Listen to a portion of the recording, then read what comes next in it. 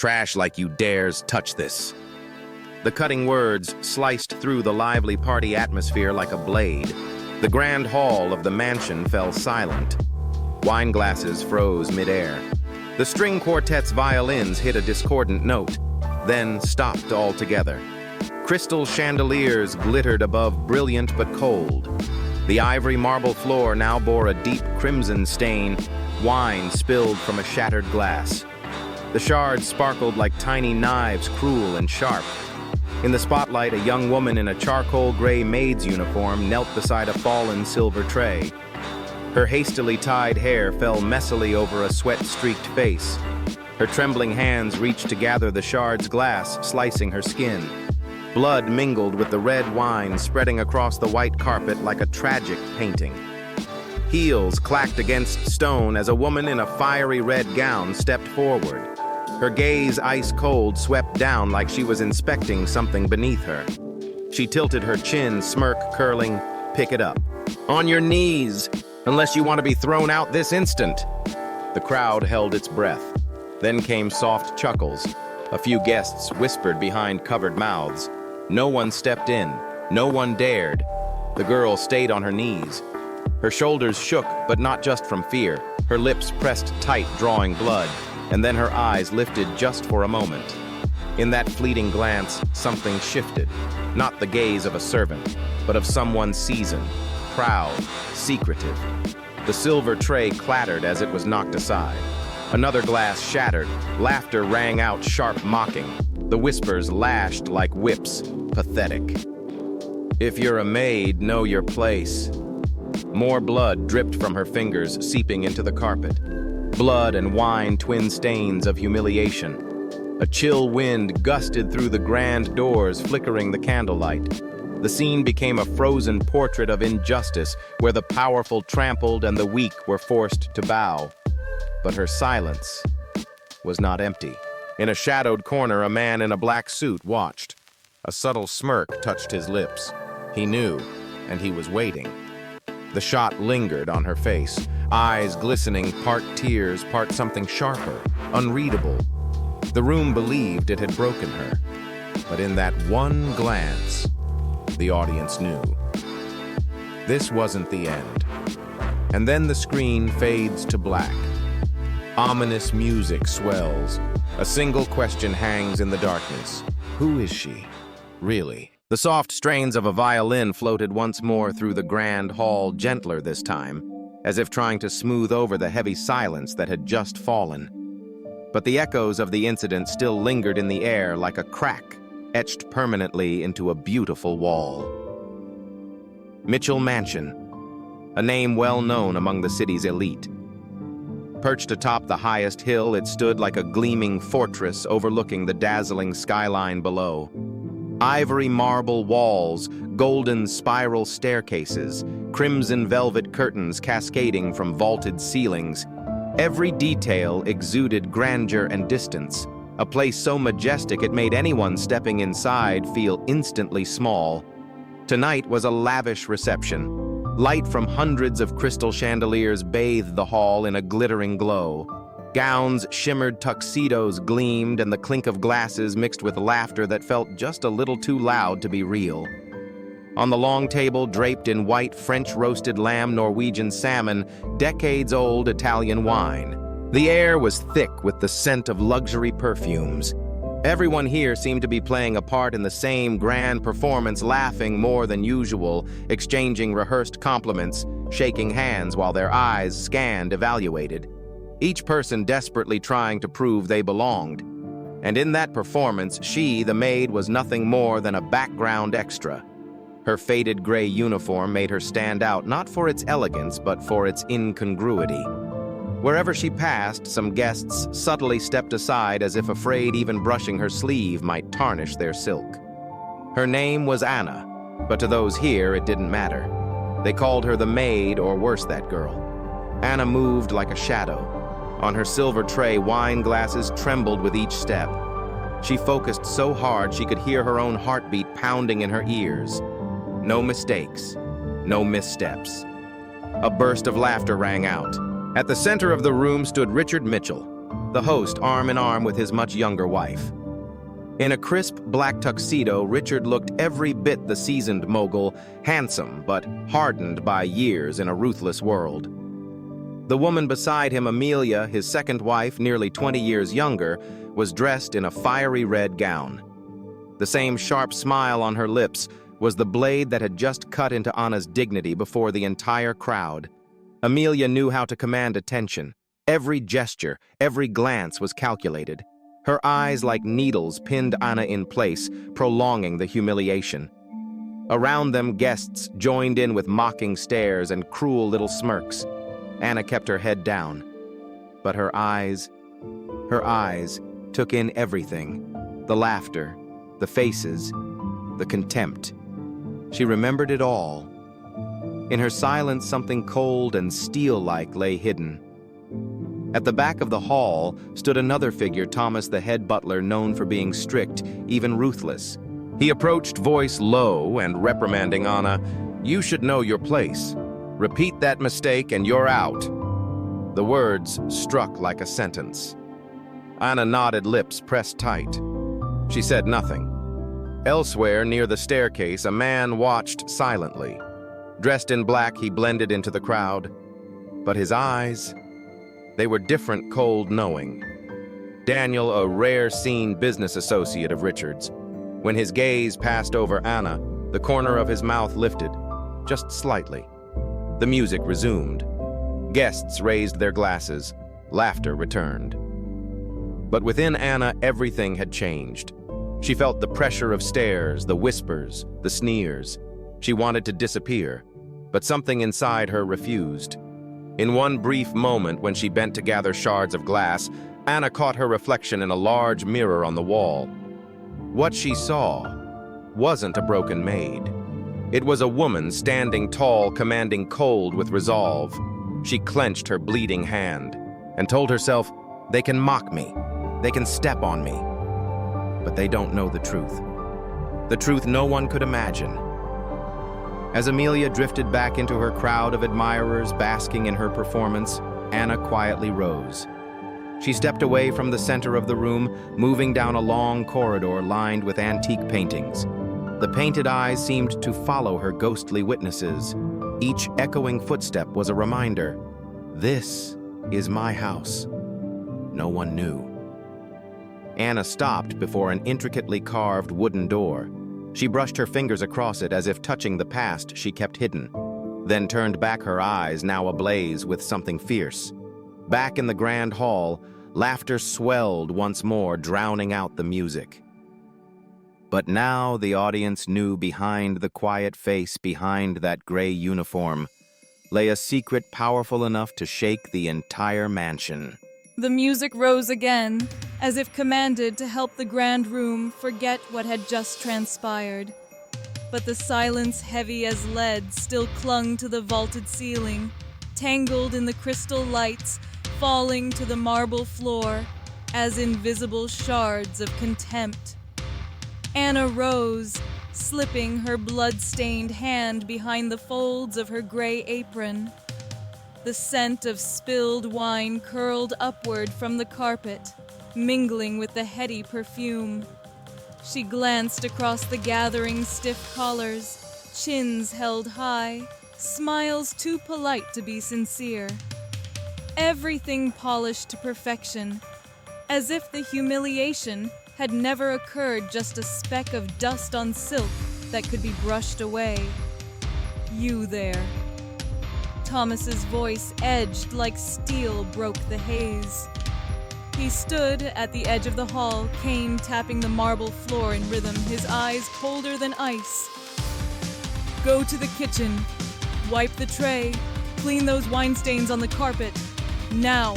Anna nodded and stepped into a beam of chandelier light like an actress forced onto a stage without a single line. "Perform. Don't falter." The kitchen. A world apart, hot, humid. Whiffs of melting butter, green peppercorn sauce, and fresh seafood lingered in the air. Pans sizzled, knives sliced. Chef Henri, a curly-mustached man whose mustache curled like a question mark, eyed Anna's hand. "Blood," he muttered. "Wrap it. Don't let a drop fall on any dish." Anna turned the cold water on and let it pour over the cut, sharp, numbing. Her face betrayed nothing. The blood faded, vanished as though it had never been. She wound a clean bandage tidy steady. A kitchen assistant handed her a shining silver tray. 5 canapes. Mrs. Mitchell doesn't like to wait. She took the tray and returned through the corridor, each step measured, each breath regulated. Survive, breathe, stay steady. Through the heavy door, each hinge groaned like an ancient beast waking. Back to the grand hall. The party roared, cool and impersonal. Amelia stood in the center, the red of her gown burning like flame. Around her neck was a deep blue sapphire necklace, heritage gem, one of a kind, gleaming with every glint of the chandelier. Anna barely looked. Amelia saw her. The smile flickered, paused half a heartbeat, then returned sharper than ever. Just in time, she said loud enough for nearby guests to hear. "I hope you don't drop anything this time." Anna placed the tray carefully and served guests. No spills, no mistakes. Every move deliberate, silent, precise. A dramatic auction announcement. Around 10 p.m., the music sped up as guests grew tipsy. Laughter grew loud. Someone called for an impromptu charity auction.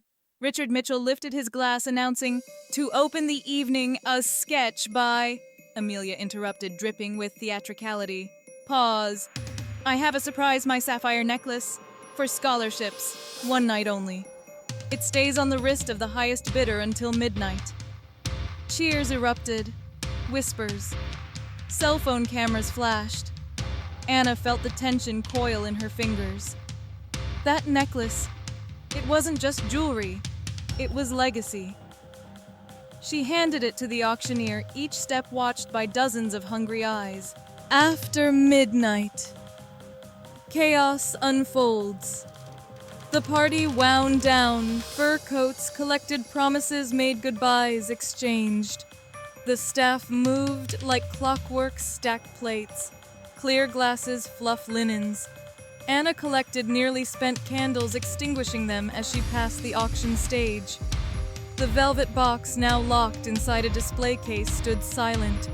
A guard dozed nearby. Suddenly, Thomas emerged from the shadows. "With me." They entered a hidden corridor toward a vault. He instructed her, gloves on. "Verify each piece." She ran her hands elegant, practiced across velvet boxes, noting serial numbers, descriptions. Thomas watched tight-lipped, exuding suspicion. Her calm, unemotional answers grated against his restraint. "Vault secured," Thomas said. "Go back. Don't let anyone notice anything missing." The steel latch closed behind her with decisive finality. At 2 a.m., another emerges. The mansion hushed. The cleaning staff hummed in the lobby.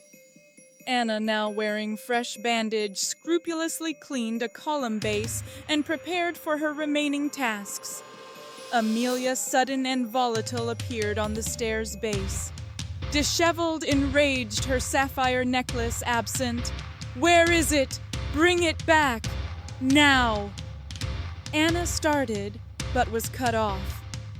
"You know the code," Amelia hissed. Daniel, quietly stepping in, suggested, "If we summon the police, we'd need evidence cameras, eyewitnesses. We have neither." Amelia backed down but declared Anna suspended and locked her in her quarters. A secret. Discovered. Daniel lingered, his eyes tracing the velvet boxes, the old photograph in hand, the copper key. He warned her quietly. "A dangerous enemy is close." His parting touch. "Lock your door and don't open it unless you truly want to." In her room, Anna reopened the velvet box, empty.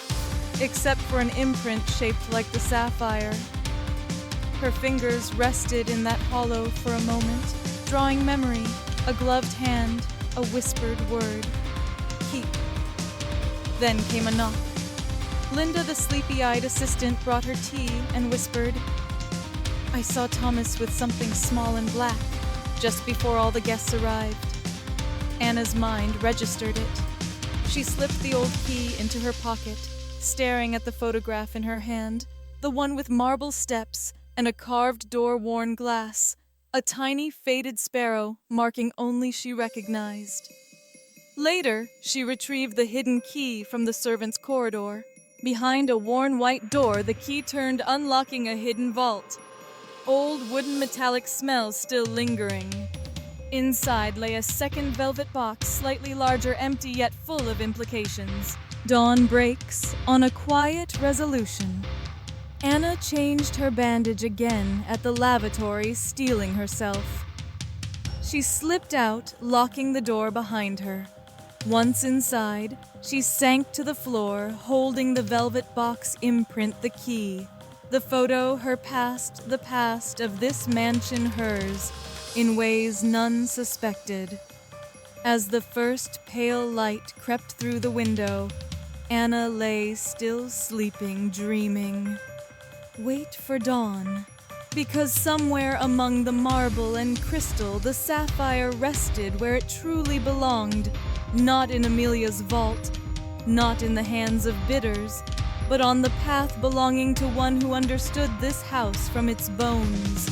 And when morning came, they would all believe they controlled everything. And that was the greatest and most dangerous illusion of all. Dawn fell over Mitchell Hill like a veil of silver-gray silk. Low clouds blanketed the mansion, making it appear as if it floated on a sea of mist, isolated, mysterious. Sparrows chirped softly somewhere in the garden, their morning song light as whispers. But inside the house, the atmosphere was anything but gentle, tense, heavy, thick, like smoke trapped in a sealed room. Anna opened her eyes to the sound of pounding at the door. "Open up. Inspection." Thomas's voice, dry and harsh. The door burst open before she could reply. 2 guards entered, and behind them Amelia swept in wearing a silk robe. Her face was pale from lack of sleep, but her eyes were sharper than ever. "Get up," Amelia ordered. "Explain yourself. Why was the empty box in your room?" Anna rose slowly. Hair tousled around her shoulders. She didn't deny it, nor did she flinch. "I didn't put it there." "Cheap excuse," Amelia snapped. "Last night I trusted Mr. Daniel when he said the police weren't necessary. I was wrong. Thomas, call someone in." Thomas nodded, reaching for his phone. "Anna, calm. If you do that, the entire city will hear about the lost necklace. The press won't question me. They'll ask why a priceless family heirloom went missing under your care, why you auctioned it off. For fun." Amelia froze for a beat, then spun around, voice trembling with fury. "Shut your mouth! Who do you think you are to—" "Maybe no one. To you," Anna said, slowly lifting her eyes to meet hers. "But to this house, I am not an outsider." The words dropped like a stone into still water. Nobody moved. Only the ticking clock dared to speak. Daniel appeared in the doorway, as if summoned by the charged air. Arms crossed, his voice steady. Maybe we should hear her out, at least, to understand what "not an outsider" means. Amelia scoffed, forcing a dry laugh. "A performance? Fine. Speak, maid. What story have you made up this time?" Anna drew a deep breath. This mansion wasn't fully purchased by Mr. Mitchell. It once belonged to another family. My family. The silence thickened like frost. One of the guards cleared his throat, visibly uncomfortable. "Your family? Thomas sneered. Ridiculous. Not at all. Anna pulled an old brass key from her pocket. Morning light caught it gleaming. This is the original key to the East Wing. Replaced years ago, but the old door remains. Behind it is a record room no one knows exists. Except me. Thomas and Amelia exchanged a fleeting look, something close to panic. Daniel narrowed his eyes. Did you say... records? Anna nodded. Ownership deeds. An old will. Proof. It's all still there. Nonsense. Amelia barked a laugh short and hollow. If that's true, why are you working here as a maid? Anna's gaze deepened. Because I needed to see clearly who was loyal, who betrayed, and who set the trap. Thomas stepped forward, cane striking the floor. Are you accusing me, you little enough? Daniel's voice rang firm. If she has evidence, let's see it. If not, she damns herself. Amelia was about to protest, but Daniel's stare pinned her in place. She inhaled sharply. Fine, let's go. I want to see this fantasy. The East Wing cold as a tomb. Portraits watched from the foggy walls, eyes seeming to track each step. Anna led them with the brass key in hand. At the white-painted door, a faded sparrow mark appeared in the dawn light. Never noticed this, a guard murmured. Anna inserted the key. Click. The door creaked open. Dusty, damp air spilled out. They entered, flashlights slicing through the dark. Metal shelves, wooden crates, a mechanical safe antique solid. Anna crouched, hand on the dial. Here. What, you'll crack it open with magic, Thomas jeered. Anna turned the dial slowly. 1 click, 2, 3. The door sprang open. Silence. Inside yellowing papers, a broken wax seal. Anna laid them on the wooden table. Ownership deeds. The name Elizabeth Carter.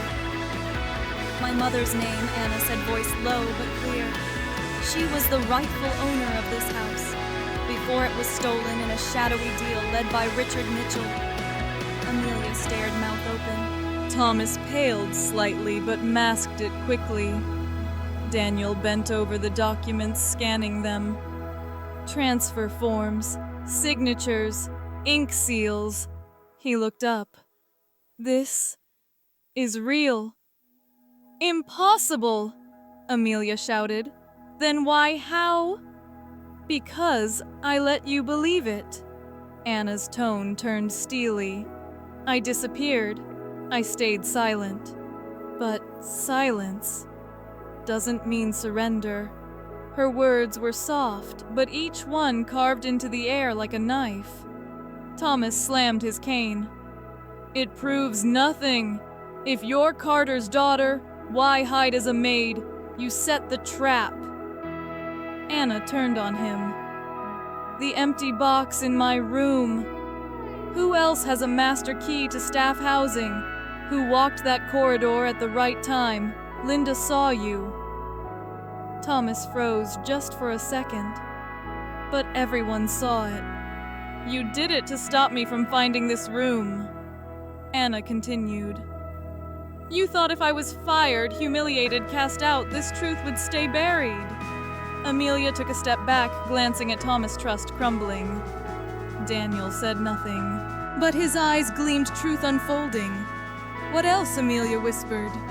Anna looked her in the eye. I'm not the maid.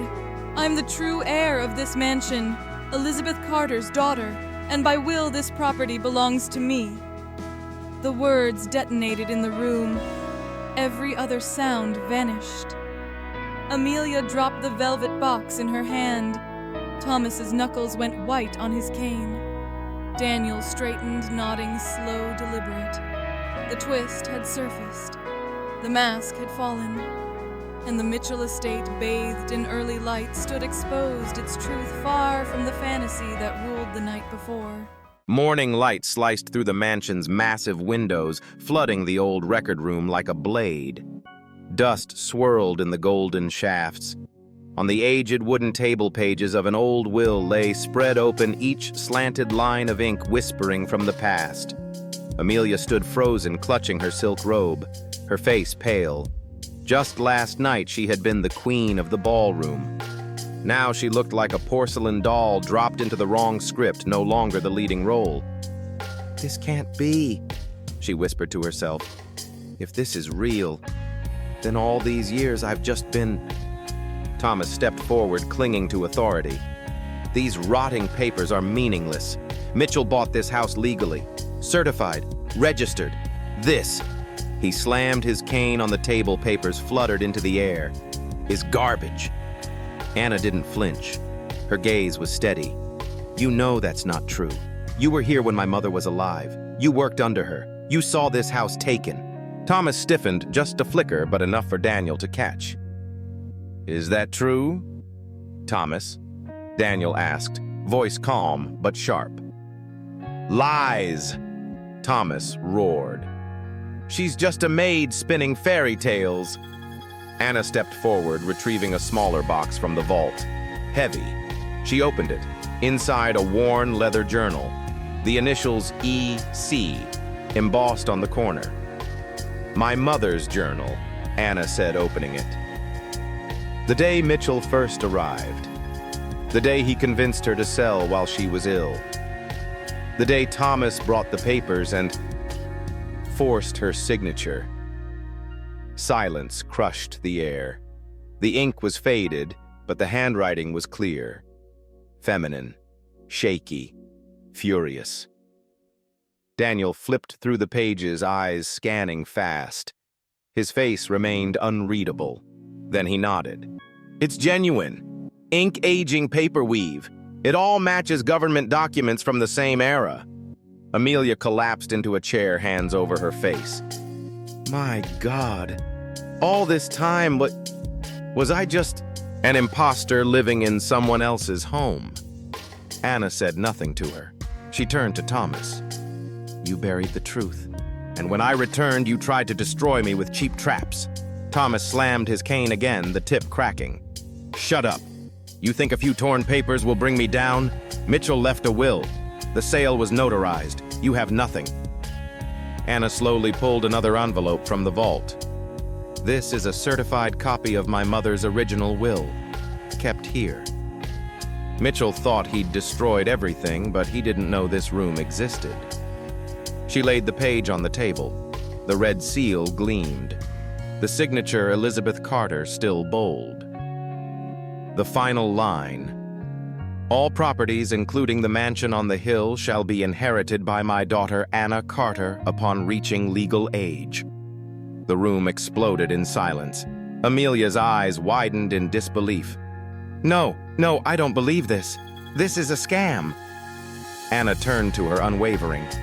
"If you want, we can go to court. The documents will be verified." "You know what they'll say, don't you?" Amelia backed away like a woman at the edge of a cliff. Daniel stepped forward, holding the will. His voice was clear, firm.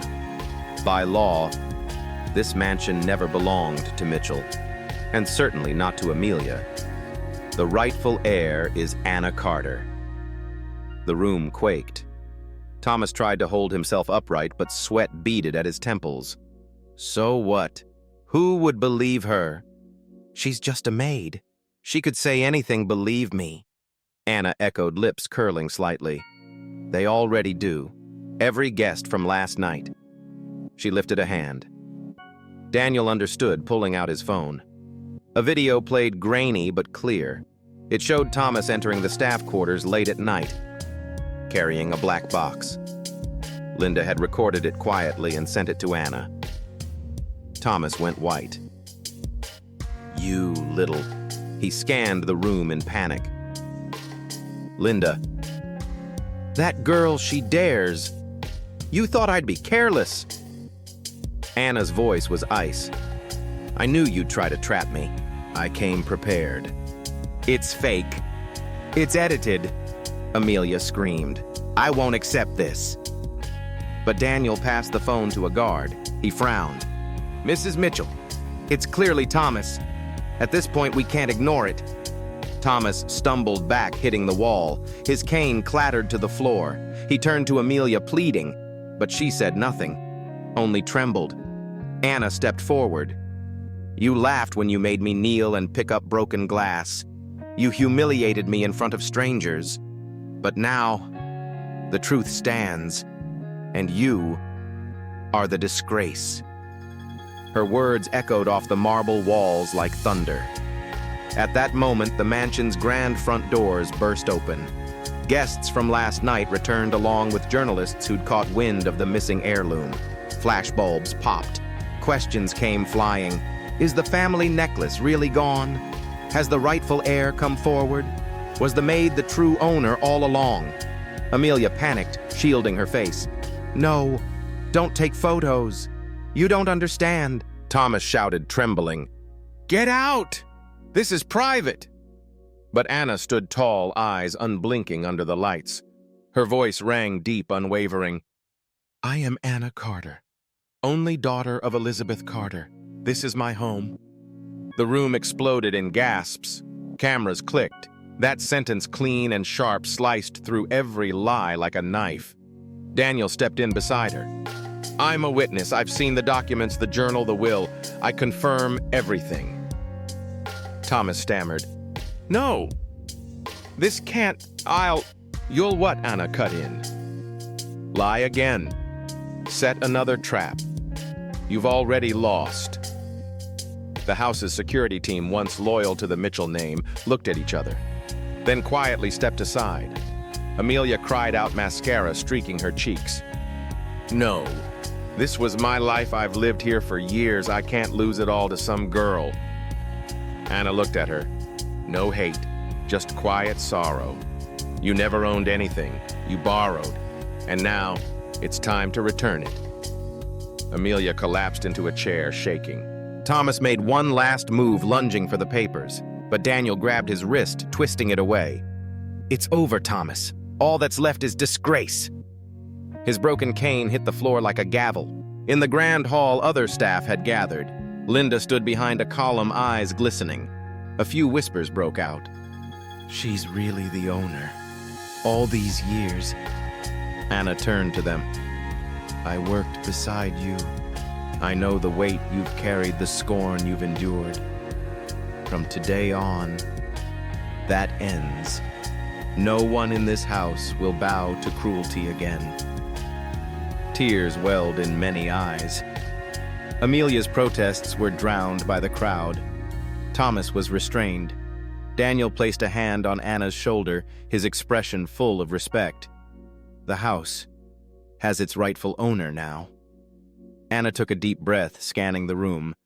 A long portrait of the Carter family ancestors hung above, glowing in morning light. Their eyes seemed to nod in approval. She closed her own.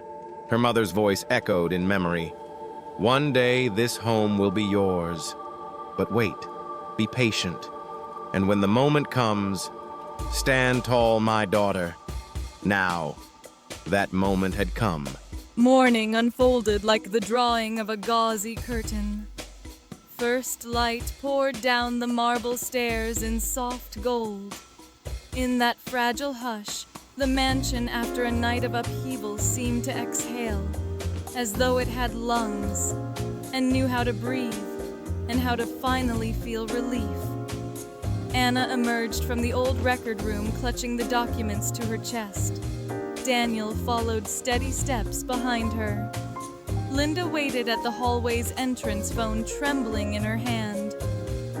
It's over, Anna said softly but clearly. Tears slid down Linda's cheeks unbidden. I knew, she whispered. I knew you weren't what they said. Anna squeezed her hand quickly. Thank you. In the grand hall, the scent of last night's wine had faded. What remained was the polished wood and the comforting aroma of brewing coffee. Outside, a few reporters waited quietly, their cameras like silent witnesses. The guards opened a polite, firm path forward. No pushing, no frenzy. Amelia sat in a plush armchair, her silk robe rumpled. Her gaze was distant. The woman who'd once wielded power now seemed wilted like soaked silk, unable to keep its form. Thomas stood further back, his hands cuffed and sweat glistening on his temples. His breathing was ragged. Anna paused and addressed the guards. Temporarily relocate Mr. Thomas to the West guest room. No contact. Record Linda's testimony internally. Everything will go to our lawyer this afternoon. Thomas lunged out in anger. You think you've won, the press loves blood. They'll tear you apart just like they did your mother. Anna met his gaze unwaveringly calm. That's why I'm letting the law do its work.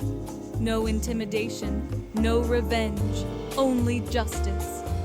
He sneered, mouth tight, as he was walked away.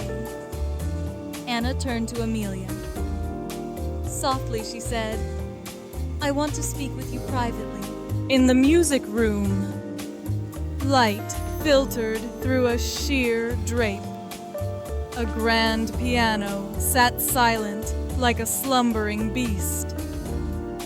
Amelia rose slowly, weariness etched on her face. What do you want? She croaked. Not you, Anna corrected. I want this to end with dignity. For both of us. Amelia laughed bitterly. Dignity. You took everything from me home. Title, identity. What do I have now? You have a choice, Anna said gently. Issue a public apology to the entire staff for the humiliations you inflicted. Pay past wages and contracted benefits in full. Then, leave the estate quietly within 7 days. No spectacle, no media. I will not pursue charges. You won't be named publicly. Silence stretched. The clock ticked a single long second. What if I don't? Amelia whispered. Then questions will follow. Anna replied. From the press, from lawyers, from the courts. They'll dig into charity fraud, shady financials. I don't want that. But I can make sure it happens. Amelia bowed her head, tearful. Why? Are you giving me an out? Anna gazed at an ancestor's portrait on the wall. Because I saw my mother crushed by public scorn. I know how brutal it can be. I don't want to become someone I once feared. Amelia closed her eyes, then nodded just slightly. Okay. Anna stood and said, Thank you. 7 days. She left and the door closed quietly behind her. Outside the music room, Daniel waited in the hallway. You tossed away a glove and offered a hand, he observed. That rarely happens together. Anna smiled. This house should live on respect, not shouting. Now let's restore its heart. East Wing Record Room.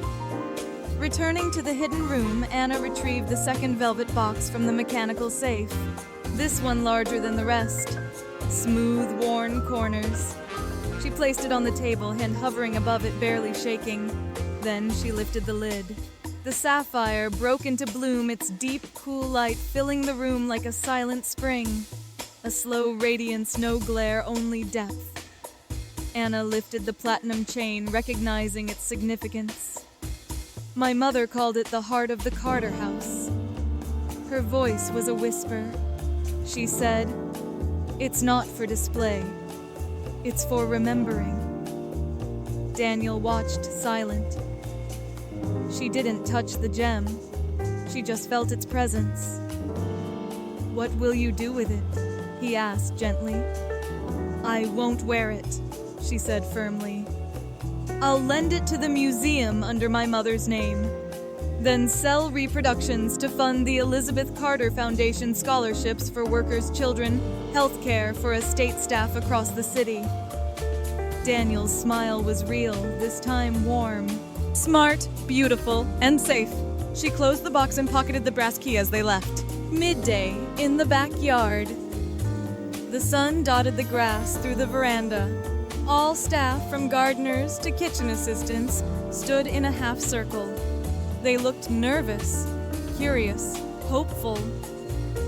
Anna stepped into their midst. No jewelry, no fanfare, just a simple cream dress and a calm face. "I am Anna Carter," she began, "legally the rightful owner of this house, but I don't want to keep calling myself boss.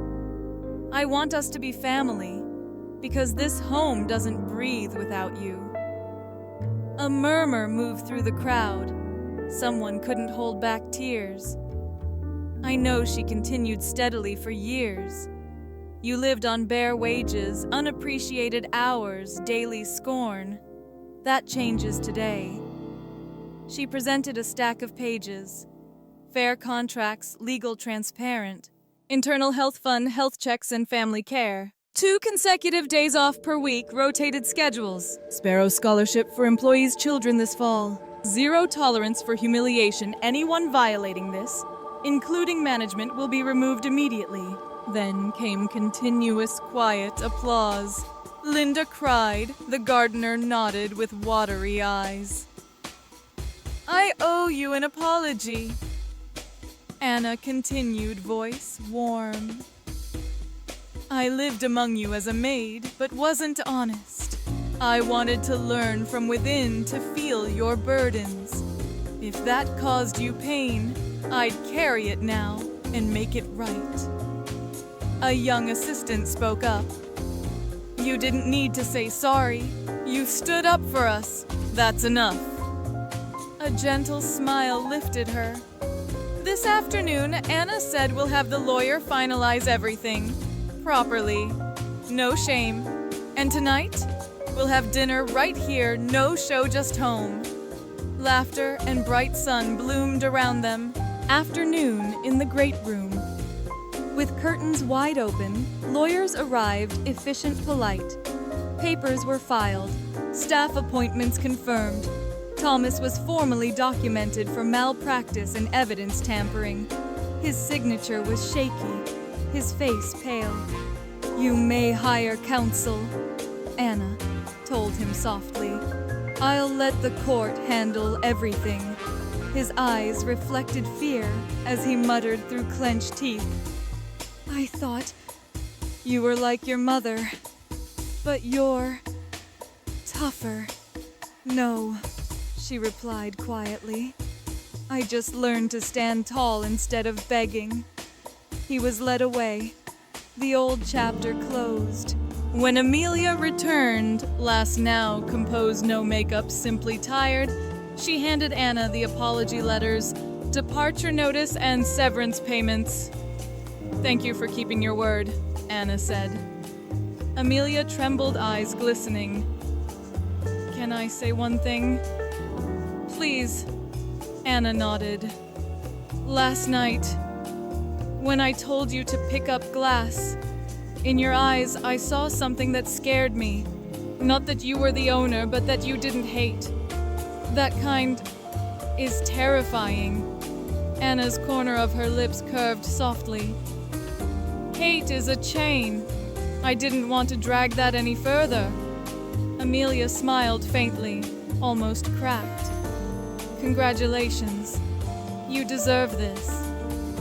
She lingered at the door, turned back, and quietly said, I'm sorry."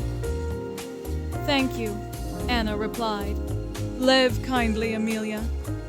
The door closed softly like the end of a well-loved book. Dinner under twilight. A long wooden table lay on the lawn, rough cloth wildflowers in simple vases. Warm, steamy dishes, pumpkin soup, herb roasted chicken, fresh bread, sliced fruits. Staff sat shoulder to shoulder, laughing loud and real. Children giggled at buttered crumbs. Chairs scraped and spoons clinked only against bowls. Above, string lights glowed like low-hanging stars. A gentle mint breeze drifted through. In the distance, the city lights rippled. The mansion, warm for the first time in years, felt like a hand held in comfort. Daniel sat beside Anna.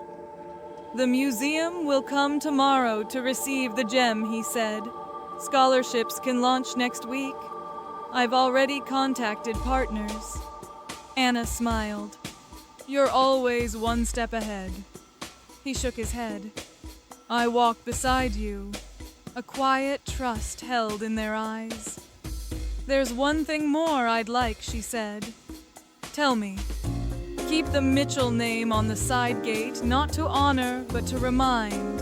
A house may be taken over, but it will always find its way back to the one who truly loves it." Daniel chuckled. "A literary kind of justice." "No," she replied, a lesson. They watched the celebration roll on. Linda raised her glass. "To Anna." To the home replied the crowd. Bright laughter. A brighter night. Late night in the hallway. The house was still. The clock neared 11. Anna walked alone, hand brushing cold stone wall. Each brick held a story. Each step echoed its past. She opened her childhood bedroom door the first time in years. Lavender whispered in the air. A desk with ink stains. A small framed photo, her mother laughing in the sun. Anna sat and wrote. Her letter. "Red Mother, today, I finally spoke my name here without fear. I stood tall, no shout, no bow. I think you'd be proud. I didn't wear the sapphire. I'll let it breathe in the museum where it can be admired without kneeling. Jewels also deserve freedom. I apologized to people I passed by like shadows. They forgave me before I could finish. I believe forgiveness is one of humanity's greatest miracles after cruelty. The house is warm again, Mama. It ate dinner with us. It heard children laugh. It no longer smells of perfumes on curtains, but of fresh bread, honest sweat, and sun-warmed grass. Tomorrow comes with lawyers' press papers, but I'm not afraid anymore, because I am home among people who call me by my name, not by assumptions. I am home." She pressed the page. Tears blurred a single line. It was still beautiful. Memories may blur, but they leave shape. She stood and stepped out to the balcony. The city stretched below under moonlight, silver petals on the ledge. A shy string light flickered below. In a corner, a sparrow dozed on the eave. Small, yet survived the night. Like all small things that endure with patience and quiet strength. Linda's soft footsteps. "Sorry, I didn't want to intrude. I just brought fresh lavender for your room." Anna smiled. "Beautiful, thank you. Can I ask something?" "Of course. Do you hate her?" "Amelia?" A breeze swept softly. Anna thought a moment. "No. Hate is a chain that binds you to the one who hurt you. I refuse to carry that any longer." Linda's eyes smiled. "I learned a lesson tonight. If someone looks down on me one day, I'll remember how you stood. No shout, no tear. Stand tall," Anna affirmed quietly. "That's enough." Linda slipped away. The hallway folded back to silence. Anna closed the door. The room was soft in night. She turned off the light. The house slept, but not in unrest. Below, a freshly carved sign read, "Carter House, Below that in white paint a small message, never underestimate anyone. The paint was still wet drying in quiet strength. Tomorrow will burst with headlines, chatter, praise, or critique. But none of that matters.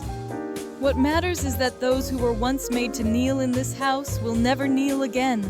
That children who soon receive the Sparrow Scholarship won't be pulled from class for lack of books. That every brushcloth and pair of hands in this house knows it matters.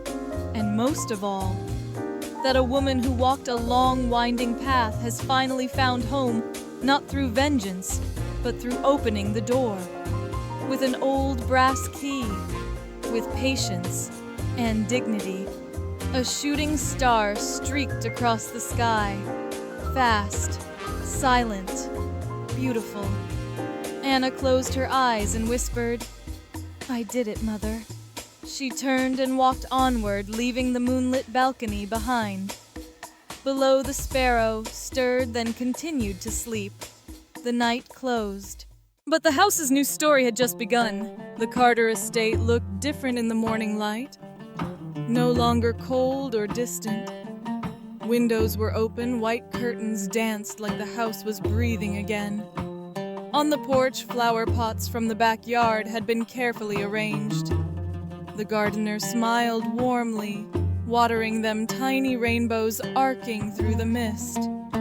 Anna stood on the second-floor balcony, quietly watching. She no longer felt like a stranger here. No more hesitant steps. No more eyes filled with judgment. She had returned rightfully. But more importantly, she had shown everyone that her return wasn't to take, but to share. And then, a warm, steady voice begins to speak directly to the audience. The story ends here, but its message does not. We've witnessed a young woman, humiliated, underestimated, pushed into the shadows, but she didn't crumble. She chose silence when needed and spoke out when it mattered. And when the truth came to light, she didn't seek revenge, didn't destroy with hate. She chose forgiveness, chose to build, and opened a better path forward. Have you ever seen yourself in this story? Have you ever been dismissed because of how you looked, your job, or your background? Have you ever had to swallow your pride because your voice didn't carry? And more importantly, have you ever longed for the chance to rise to prove that your true worth isn't in the clothes you wear, but in how you live and how you hold your dignity? If this story moved you, leave a comment. Tell us what moment in your life taught you to never underestimate anyone. I believe that within each of us, there's an Anna Carter, a small but fierce spirit waiting to be seen. The visuals shift. Slow motion scenes, Linda laughing brightly as she helps the gardener's child paint Carter House in white letters. The staff, now officially employees, pull chairs into the garden for breakfast. The clinking of spoons, the sound of laughter, no longer the echo of cruel words. The voice continues, now more passionate, but still kind. You see, a home or a community only truly lives when every soul within it is seen. No one is insignificant. No one is born to be stepped on. And sometimes, the ones you thought were just the help, the overlooked, the quiet ones, turn out to be the very souls strong enough to shift the fate of an entire place. If you agree, hit that like button. Let the algorithm know that stories of kindness, justice, and dignity deserve to be shared as much as any viral noise. And don't forget to subscribe, because on this channel you'll find more stories like this. Stories that warm your heart, that remind you. The world still has light, still has fairness, and still has people brave enough to protect what's right. Because if you stay, you're not just watching a video. You're becoming part of a community that believes every soul matters. The camera pans out over the city. The morning is bright now. Buildings glow in the distance. Traffic begins to stir. The world remains noisy, but somewhere in a quiet mansion, tucked between trees, a message was left behind. A quiet proof that even in the coldest places of privilege, dignity can warm the marble walls. The voice softens like a final whisper.